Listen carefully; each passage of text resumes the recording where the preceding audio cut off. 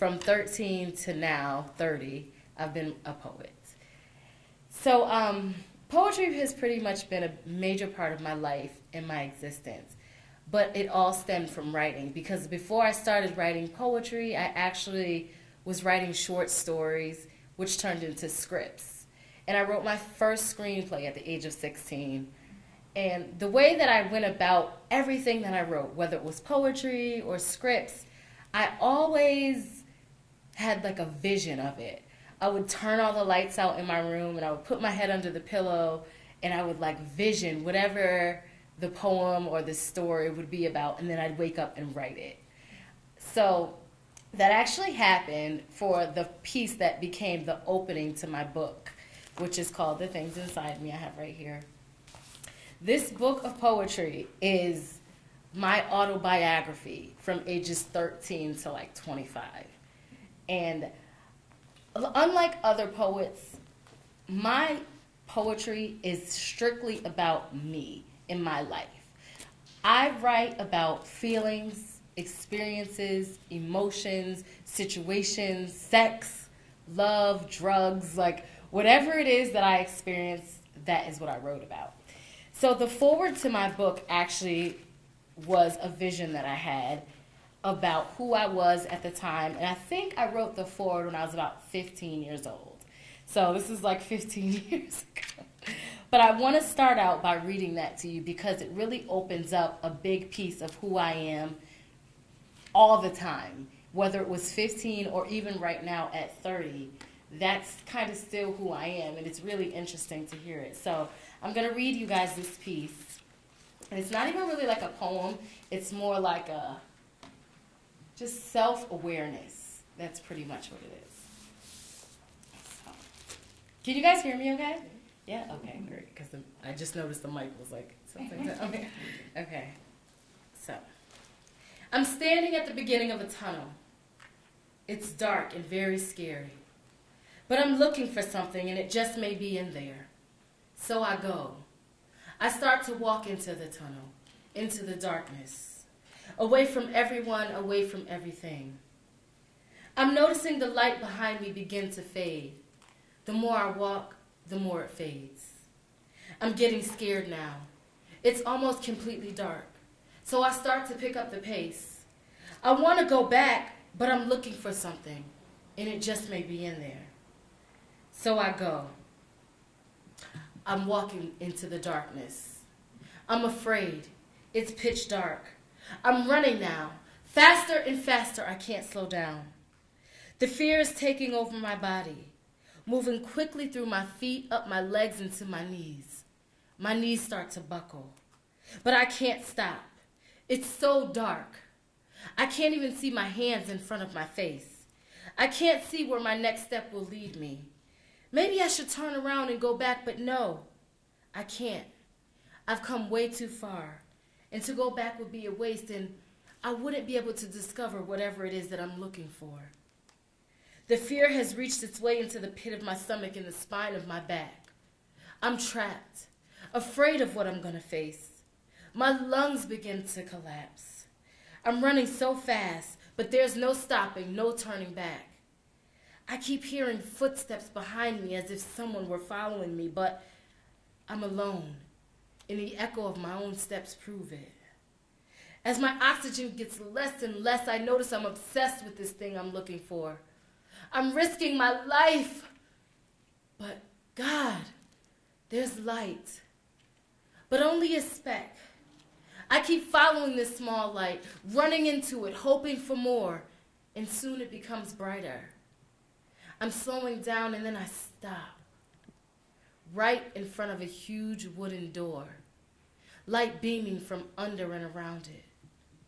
I take one step closer, and then a deep breath. I feel the wind fill my chest. Squeezing the knob tightly in my palm, I give a small turn and a light push. The door swings open. It's a room, but it's completely empty. I close the door with hopes of something being behind it. And on the back of the door, there's a body-length mirror. At first, I'm puzzled and I don't quite understand it. But then like lightning, it hits me. All this fear and all this searching, I realized what I was looking for. I was looking for myself. So that's, oh, thank you. That's the poet thing, right? And excuse me if I get emotional, but it's not that I'm like an emotional person, because outside of my work, as far as poetry and writing and acting, I'm not emotional at all. It's ridiculous. But I'm so passionate about what I do. And these things come from real places.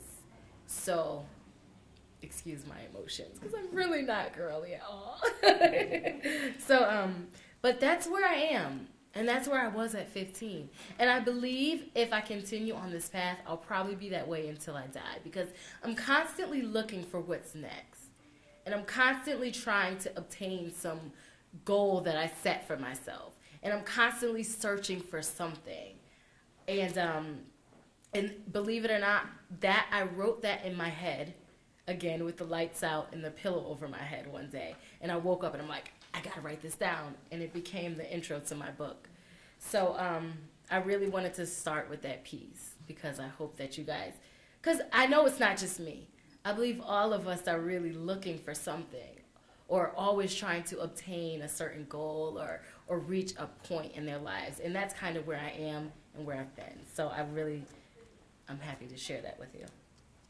So from there, I continued writing poetry.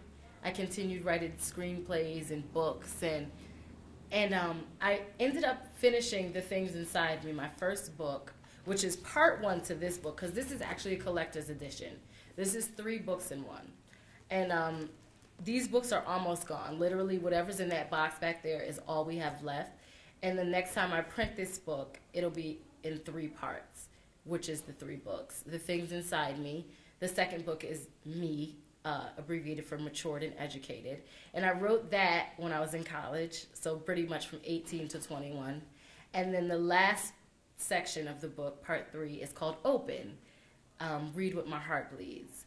And that is literally the first part of my adult life. And Open is open. It's very raw. It's very things that you wouldn't tell your mother. But I had just told the world for some crazy reason. And it's exactly what the title is. It's very open. After I wrote The Things Inside Me and I published it, I decided to publish The Things Inside Me because after college, I went to school in Virginia. And Virginia was nuts. I mean, college is crazy. I was introduced to sex, drugs, alcohol, bad relationships. I was introduced to so many things that I just really wasn't used to. I was raised by my father, and, well, my parents were together until I was about 15, and then they got divorced, and I stayed with my father, and he pretty much raised me the rest of my life. And it's completely different as a female being raised by a male, because all these emotions and things they don't really understand, so you can't really talk to them about them. So me and my mother had this really interesting friendship. I would call her and I would tell her, Mom, you know, I'm this guy or this and this. And because she was so far away, because she moved down south, she would let me tell her whatever. Like, I snuck and got a tattoo. I didn't tell my father, but I called her. And it was, our relationship was dependent on this honesty that we had with each other. So it's really exciting, and it's really interesting to see the dynamic between me, my mother, and my father. But so anyways, around 18, I started writing Matured and Educated. And my poetry went from really like teeny boppy to like political and really sexual. And so before I even go into Matured and Educated, I'm gonna recite another piece for you to kind of give you a feeling of what it was like when I was younger, and then you'll see my progress. So I wrote a poem right before college called The Sea. And it was really me trying to find my voice as a poet. And I was like, I'm not just a poet that writes about like my friends in school and about like what happened the other day. I'm a poet that, because I'm deep, I'm like really this deep intellectual person, right? At 17, right? So I was like, what could explain me? And it was this poem that I wrote called The Sea. Because I was like, I can only be compared to something as deep as a body of water, right? So I wrote this piece called The Sea. It goes, how deep do you think I go? The truth is, nobody knows. I can flow as deep as the sea. My waves are my sanity. I flow up and down all the time. You never know my secrets. You never can see through this. I'm just that deep. I try to let some men, let them swim in my sea. But just as any body of water, you can only go so deep. Then you must come back up to catch your breath.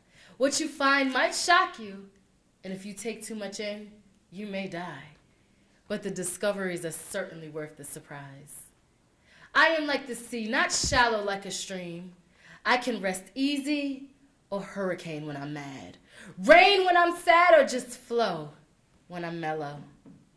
I am like the sea, never fully explored, but always adored, keeping people in suspense and wanting to know more. My world is my sea, and all my endless mysteries. Thank you. So that was my deep moment, you know. I'm deep. You know, I know things in life. Yeah, I didn't know anything. But, you know, that's kind of where my poetry was at the time. And poetry had become such a stronghold in my life. It was like my therapist. It was how I released all these, and again, I'm living with my father now. Can you imagine 16 years old, a woman, you know, you're right there, just, you know, started regularly having your monthly visit, and like all these ridiculous emotions that you can't even explain. How do you talk to your father about them? You know, he's like, no boys, no short skirts, no makeup, you know, like no nothing, no phone calls after 7 o'clock. Like, what are you talking about? You know, no parties, no prom. My father made me go to the prom with my cousin. I'm just saying, this is how my father was. So I didn't have like anyone in the house that I could express this to. So poetry became like my stronghold, you know.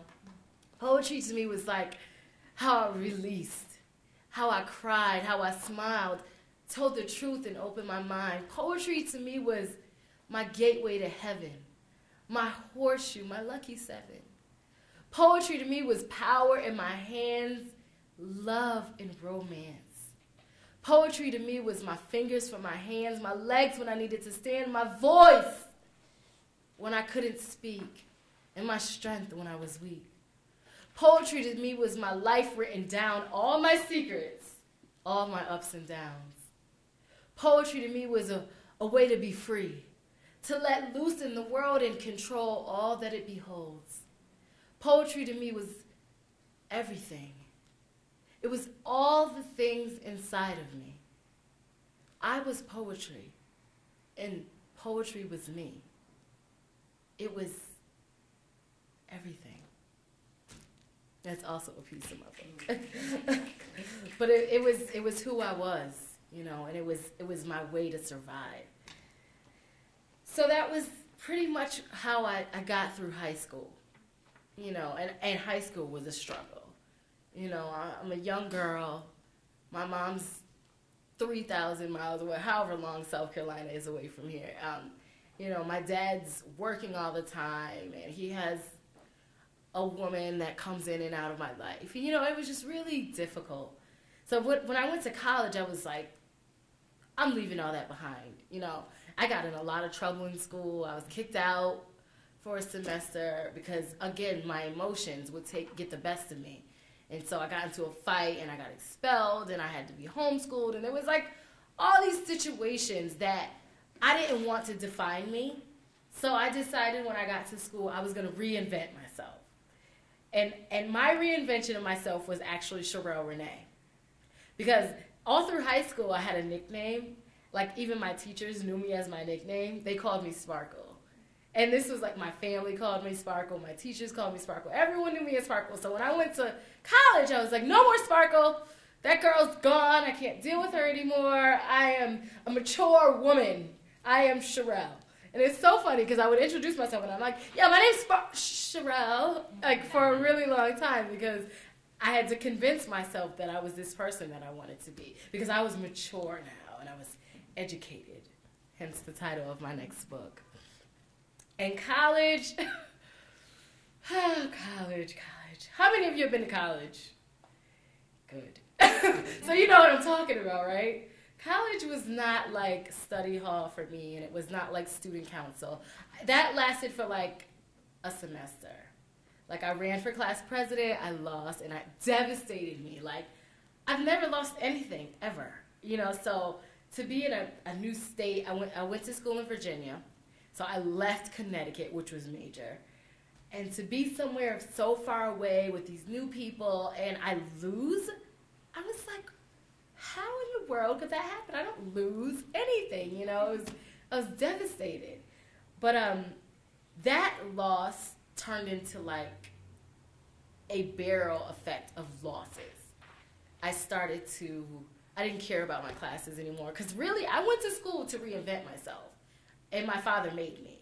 Because in my mind, remember, I was a writer. I was an actress. I started writing scripts because I wrote parts that I wanted to play. I wanted to go to LA and become this big actress and this superstar writer. And my father was like, no, you're going to college. So I was like, okay, well, I'm going to go to college, but I'm not going to go here in Connecticut because he wanted me to go to UConn. Like I was a Husky. I was like, no, something has to go my way. And so I went to Virginia, but I went to Virginia to reinvent myself. And I wasn't interested in grades. And after I lost the student council president, I'm like, okay, what am I going to do now? You know, I have to become this Shireal Renee person.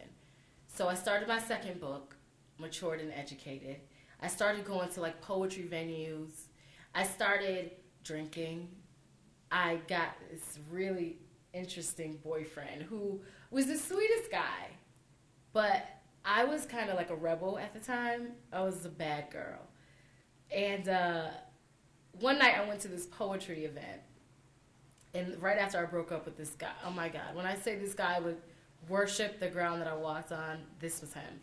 So I went to this poetry event right after I broke up with him, and this guy is on the stage, and he's doing this poem about women who are like nuts and they're witches because they don't know how to treat good men. And I'm like, whatever, you know. I felt like he was talking to me. So I went home and I wrote a rebuttal poem to his poem. So I'm going to read you guys that poem because this is in Matured and Educated, which is like this. So you'll see the transition from what I used to write into where I was going. And this poem was called Miss Too Damn Aggressive. I'm going to just open up the book just in case I get lost because I know it, but it's one of those pieces like, let's see. I pretty much know it, but it's 118. Okay. All right. I really only want you to want me. What did you think? It was something about you? No, it's something about me. I just don't like things that come easily. I already got Mr. Shivery, and he does anything to please me. I just want that man that don't want me. I want to feel like I have something to achieve. Make me do things that I protest I won't do. I like to be in control, and he does too. So we go at it, and sometimes I like to lose. Being treated good is too easy shit. I want that cocky fella to feel like he needs me. I want to break down his pride, love him till he sighs. He calls me all night and never wants to leave my side. Mr. Shivery, you didn't even make me work for it. I wouldn't have left you if you would have just quit. Then I would have looked around like, where the hell he went? But every time I turned around, you was all up in my split. Now, I'm not a bitch. Well, actually, yeah, I am. But it's because of that I need a strong man. Someone who's not timid and shy, but someone aggressive and messy. And when I act up, he knows how to check me. Now, he knows not to slap me unless it's my all up in them bed sheets. picking me up, flipping me over, beating it, ripping it, legs on shoulders. Oh! Mr. Shivery, you just can't control it. You're too scary. I ain't got time for that. When it's time for sex, I want my man to take over in the sack. And as far as being treated like a queen, my man knows how to fulfill my needs. But sometimes I want to work for it. I want to say please. Mr. Shivery, you never made me ask for a thing. You were always on that, whatever you like, my African queen. Ugh, please disagree. Did you know this was America, land of the free? Do what you like. Please speak up. Chill out with that. Honey, do you want to... By the time you say all that, I'm not in the mood no more, so I just roll over and tell your ass to get on the floor. Now wait, I'm about to contradict myself a bit because sometimes he has to take it slow when he hits it. He holds my hand, makes me smile. He's got that ghetto boy style. Ghetto boys need love too. What'd you think? Because you're from the suburbs, you think you're better than him? Do you? But all I know is this right here is rare. You tell me that you love me and then you fall in love over there. Mr. Shivery, you're just too sweet. I take advantage of you. I miss too damn aggressive. Now take some notes. Let me school you. 3 things to keep in a woman like me. Number 1, stay off your knees. Sometimes I want to say please. Number 2, learn how to walk away and let me chase you today. And number 3, please stop being Mr. Damn Chivalry.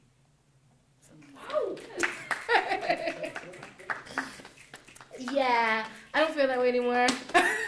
I love a chivalrous man, but that was where I was at 18. You know, like, oh my God, like seriously, give me my space. That's where I was. And what's cool about Matured and Educated is that a lot of the pieces in here really reflect my mentality at that age. And I believe a lot of young women can relate to that as far as their mentalities and where they were at that age, you know. And as years later, it's completely different.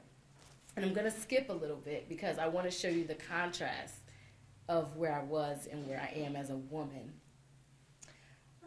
I recently have fell in love. And this is through a long, and I'm going to go forward and then I'm going to go backwards to show you guys kind of what I mean. I went through a really seriously bad relationship, very abusive mentally, physically, and I wrote a play about it called Wide Open, and the play actually premiered at the Wadsworth in November of 2010, and then it was so good they asked us to come back. We came back for 2 encore performances in February of 2011, and then a representative from Central was at the encore performances and went to the director of the women's department and brought the play to Central in April of 2011. So Wide Open became this like overnight success that I don't even know if I was prepared for it. It's one of those things you pray for, and it was something that I'd been working at since I was 13 because I started writing parts for myself so that I could be an actress. So the fact that I had written the book, I had written the play, I had written the story, and then I was starring in it, it was like a dream come true. And we're actually still doing Wide Open. We're booking a 200 university tour, and my choreographer Maurice is here in the dance. But I just wanted to give you that little history because I'm going to skip over it and I'm going to come back to it. So from like Miss Too Damn Aggressive, as a woman, I fell in love, and I appreciate a chivalrous man. And I appreciate someone who's going to be there for me and support me and not abuse me, whether it be mentally or physically, or someone who's going to take advantage of the person that I am. So I wrote this piece called His Face. It's actually not in this book, but it will be in the book that I'm writing after the next book that I'm writing. So it's called His Face. His face. I haven't said this piece in a while, so give me a minute.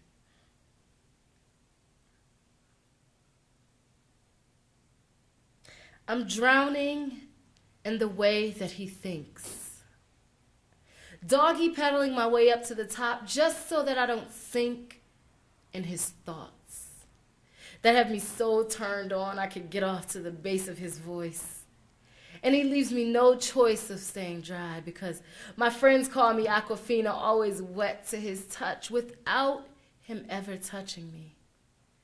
I'm mesmerized in the dream of him hugging me, wrapping his arms around me, creating images of intimacy that keep me awake till daybreak just so that I can watch him sleep. He's got me, all of me, off of one conversation. I want to mate with him because I relate with him. I want a relationship with him. Didn't think I could ever fall in love again, but he's released a beast in me that I wasn't ready to set free, and now that he is, I want to tame her wildness, muzzle her mouth, remind her what being a committed relationship is all about. There is no doubt he is a real man, the one for me, and if this is a dream, please let me sleep. Fall deep into the details, so clear that I can retell the story like it was real. Engrave it in my memory like it just happened last week, right before dawn, and we didn't even need to turn the lights on because the sun crept in and touched his silhouette like it was a canvas on a painting of romance, built only for him. But he allowed my shadow to creep in because he was yearning for a real woman, and I was there to fill the void in him. I scared the little boy out of him, had him wanting to find the inner man in him. It's true that behind every good man is a great woman. And I will stand behind you, beside you, and anywhere else in the room you want me to, just so that I can be near you. There to hold you when you need me. Never will you be weak when you're with me because I will build the strength in you. I don't even care what that other girl put you through. She wasn't made from you.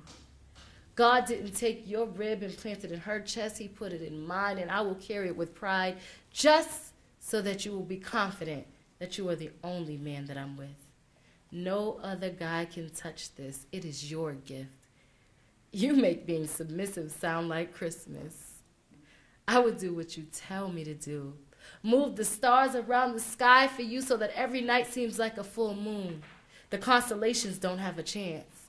I will remix and rearrange them so they are of your liking because you are the truth in my eyes.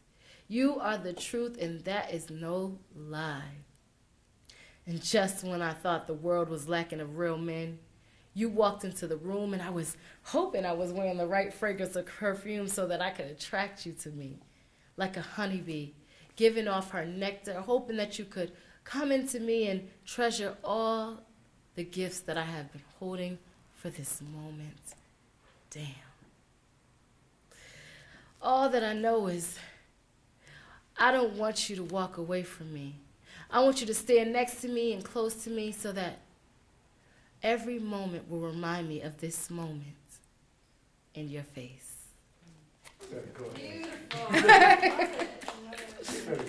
Thank you. So that's kind of where I am now. But it took me a really long time to get there.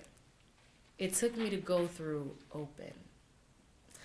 And Open is actually the last book in this book.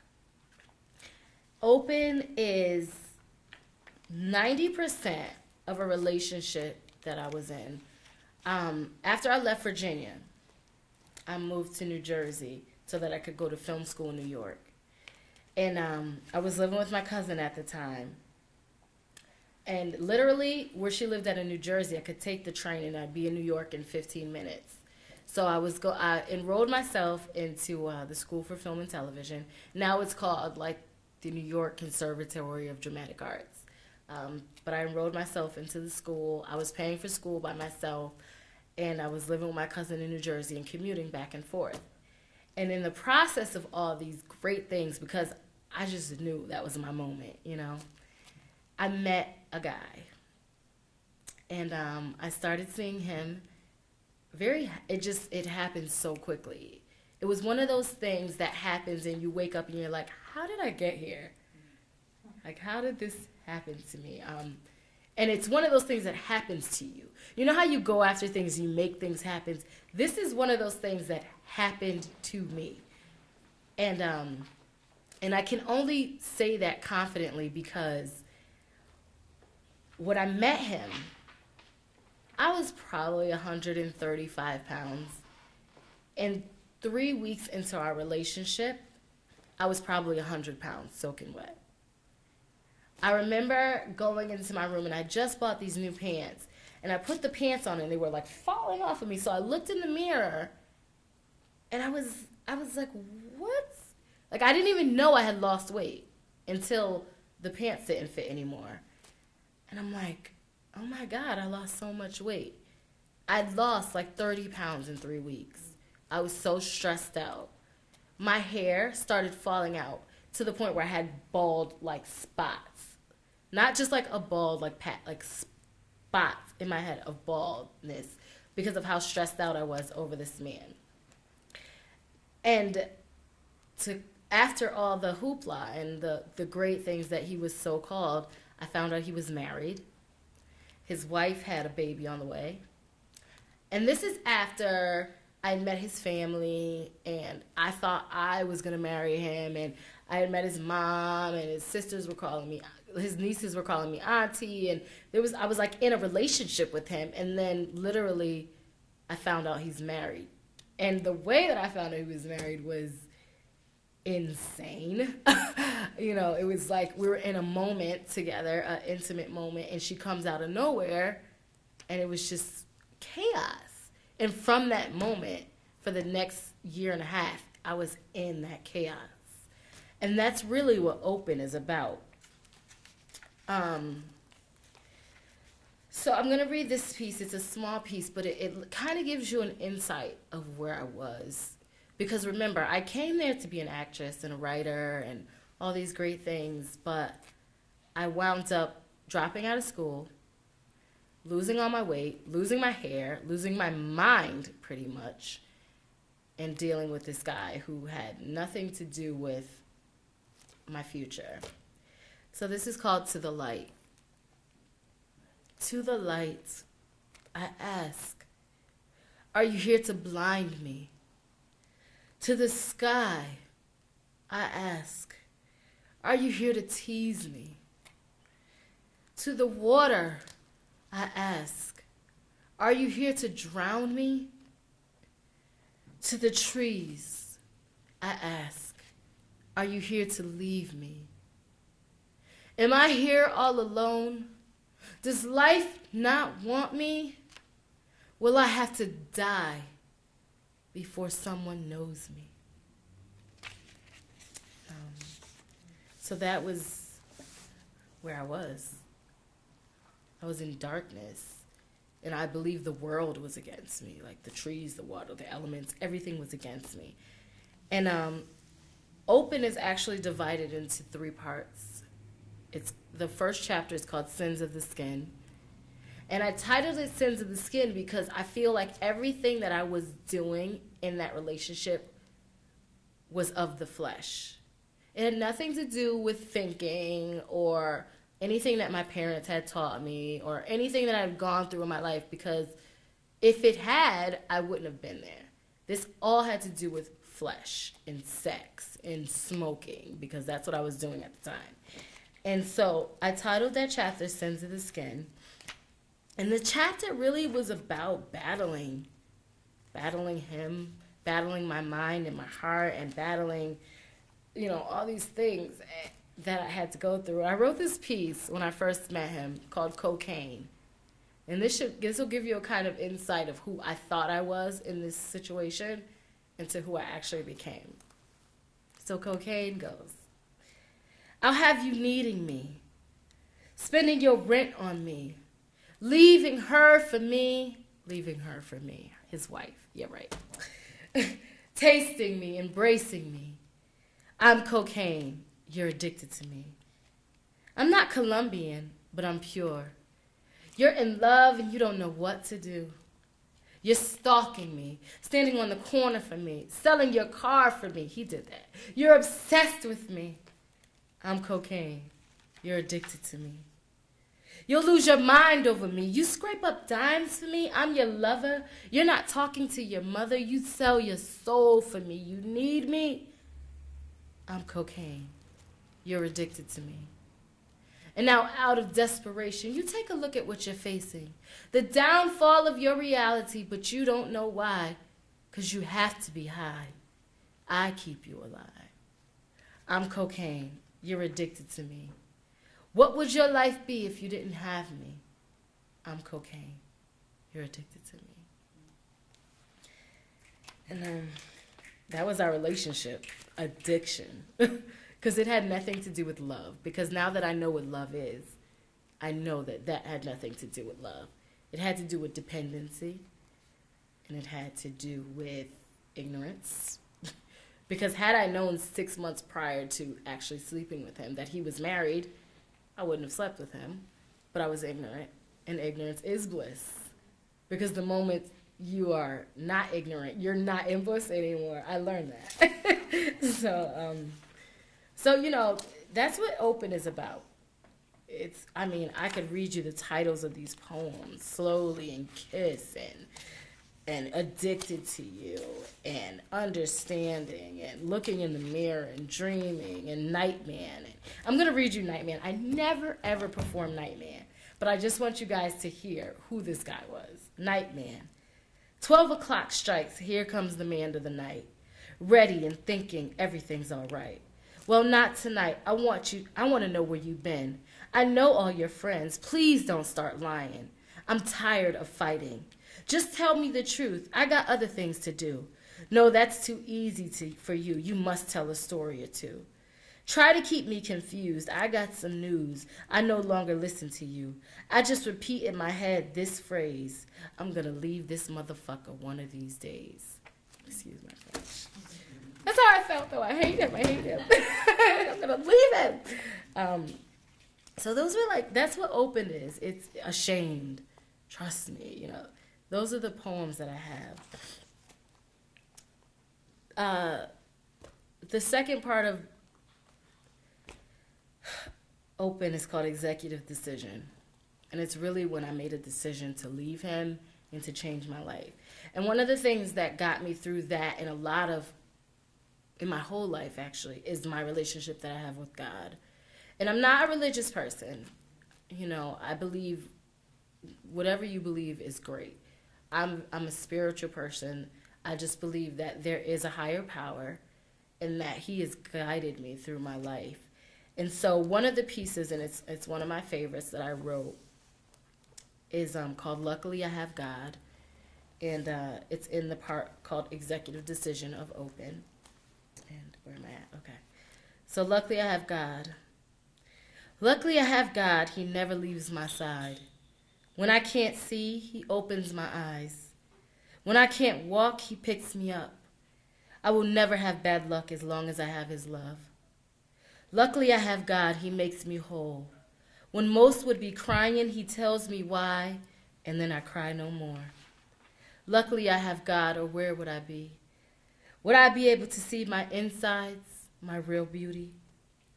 Luckily I have God. He's all that I need. And when I die, my soul will be freed. Luckily I have God. Thank you, Father, for having me. Thanks. So that's the things inside me. At the end of my journey in New Jersey, I had left the guy. You know, I started going to church.